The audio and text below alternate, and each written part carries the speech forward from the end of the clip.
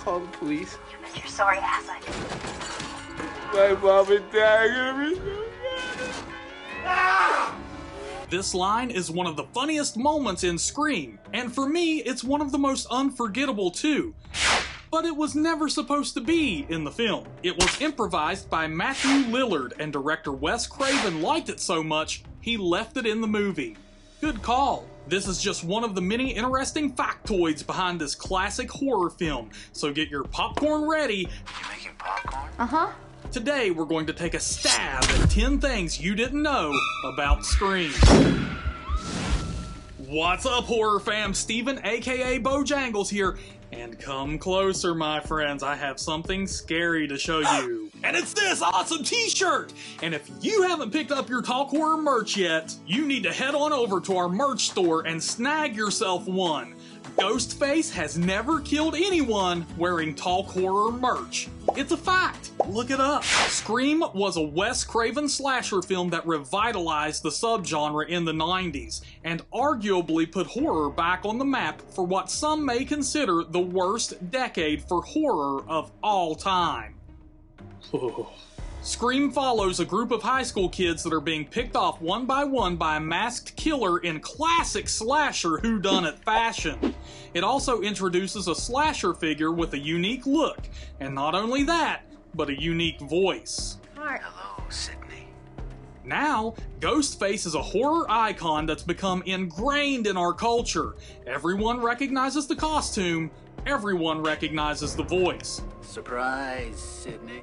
Speaking of which, the popularity of caller ID, which, yes, used to be a service you actually had to pay for, increased threefold after the release of Scream. It's not hard to imagine why. And the medal for World's Greatest Phone Tag Champion goes to... Fucking hit me with the phone, Dick! This wasn't supposed to happen. It wasn't in the script. The phone slipped out of Skeet's little sausage fingers and hit Lillard so hard he temporarily forgot about his role in Hackers.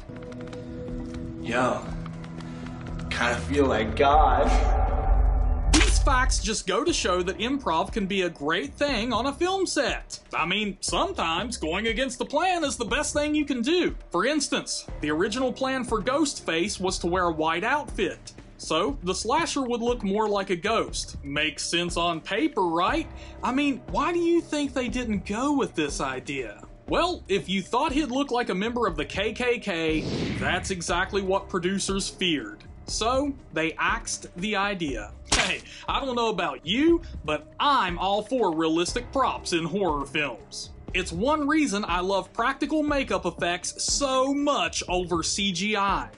But the props department on Scream made things a little bit too realistic. The phone used in the beginning of the film is a real, functional phone. So, when 911 was dialed, they received an actual call from a screaming Drew Barrymore on the other end of the line. Yikes. You can admit it, this is a safe place. We were all rooting for Dewey to get with Gale in the movies. What's even better is that a real-life romance blossomed between David Arquette and Courtney Cox while filming Scream together. The couple even got married and have a daughter together. The relationship didn't last, as they got a divorce in 2013, but they're still awesome parents to their little girl. He may not look it, but Dewey is basically the John McClane of the Scream franchise. Yippee-ki-yay, mother... This dude has been through a lot, and survived way longer than originally planned.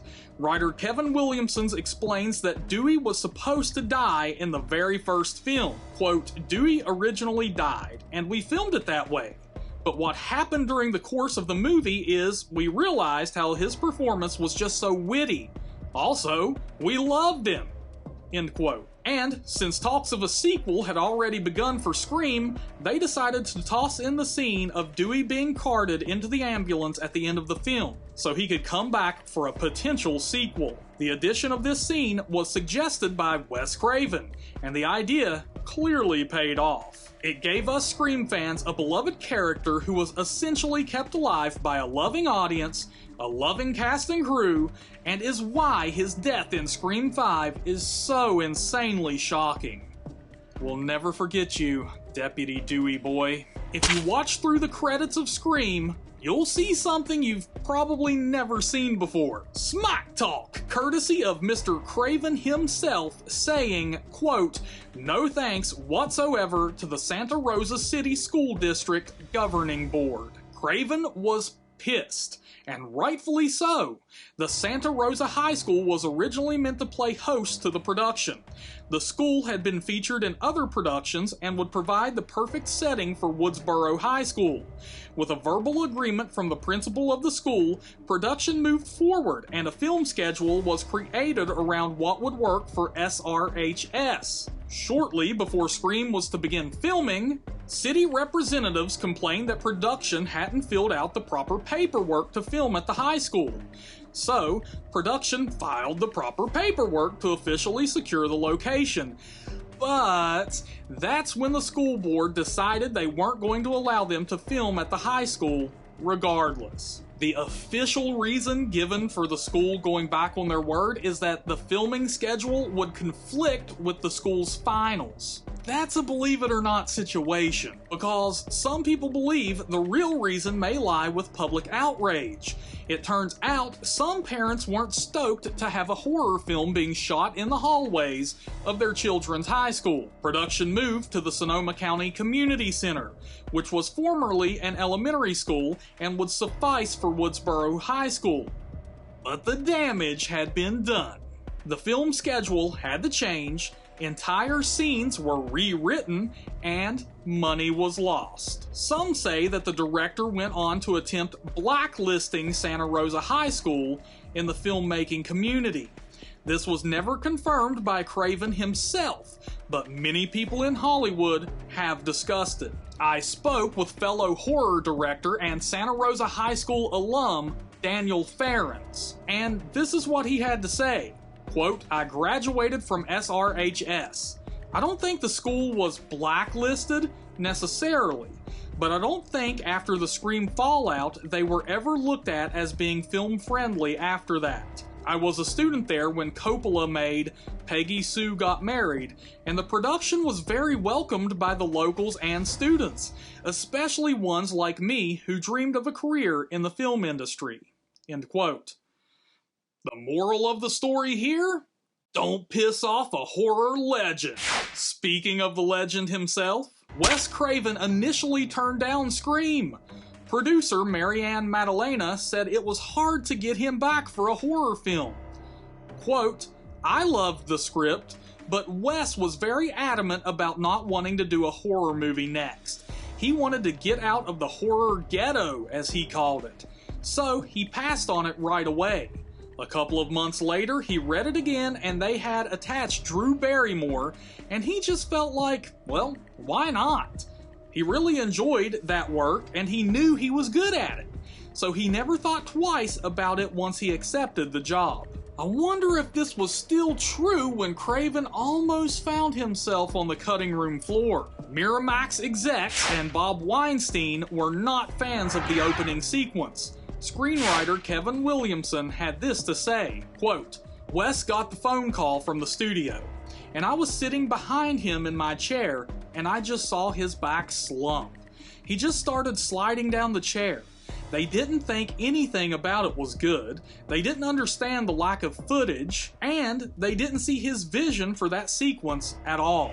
End quote. The execs complained that the ghost face mask wasn't even scary, and he'd better fix it or find another job.